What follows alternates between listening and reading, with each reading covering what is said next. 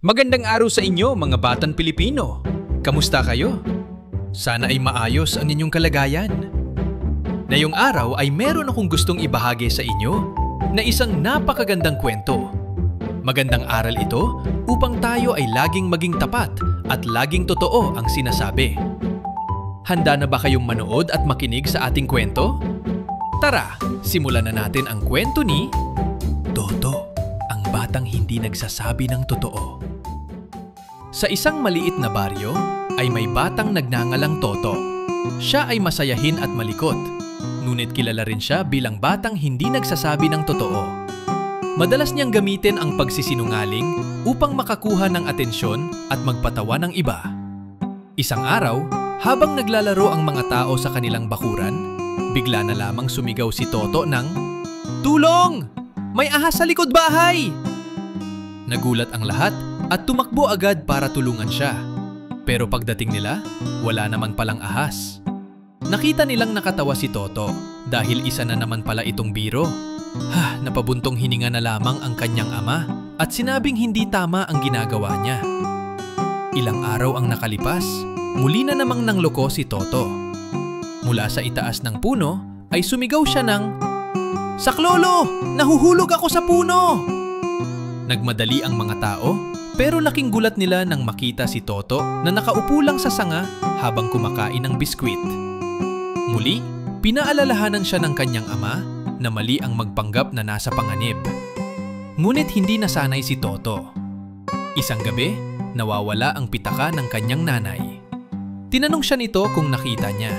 Ngunit ang sagot ni Toto ay, "Hindi ko po nakita, Nay." Ang totoo, itinago niya ang pitaka sa kanyang bag dahil nagtatampo siya. Ayaw kasi siya bilhan ng laruan. Ilang araw ang lumipas bago nakita ng kanyang nanay ang pitaka sa loob ng bag ni Toto. Labis itong nadismaya at doon naramdaman ni Toto ang bigat ng kasinungalingan. Sa paaralan naman, minsan ay nawala ang pagkain ng kanyang kaklase. Tinanong si Toto kung nakita niya, ngunit mabilis niyang sinagot ng, "Hindi ko nakita."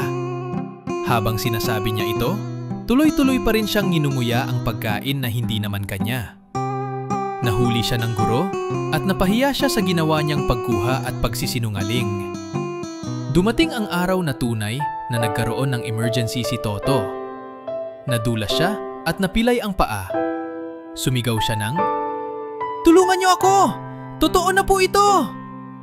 Ngunit walang tumulong. Iniisip ng lahat na isa na naman itong biro. Doon niya naramdaman ang lungkot at takot. Sa huli, natagpuan siya ng kanyang ama at tinulungan. Dito niya napagtanto na kapag palaging nagsisinungaling, umaabot sa puntong hindi ka na pinapaniwalaan kahit nagsasabi ka na ng totoo. Pagkalipas ng ilang araw, kinausap siya ng kanyang mga magulang at pinaliwanag na ang katapatan ay mahalagang ugali. Simula noon, sinubukan ni Toto na maging tapat sa kanyang salita at gawa, kaya unti-unting bumalik ang tiwala ng mga tao sa kanya. At yan mga bata, ang kwento ni Toto, ang batang hindi nagsasabi ng totoo. Nawa'y natutunan natin na ang kasinungalingan ay nakakasakit ng damdamin at nawawala ang tiwala ng kapwa-tao sa atin. Ngunit ang pagiging tapat ay nagdudulot ng respeto at pagmamahal. Ano mga batang Pilipino? Nagustuhan niyo ba ang ating kwento ngayong araw? Kung ganon, ay huwag kalimutang mag-like at subscribe dito sa Batang Pilipino TV. I-share niyo na rin ito sa inyong mga kaibigan, kapatid, at mga kamag-anak upang sila rin ay matuto ng magandang asal. Hanggang sa muli mga bata, paalam!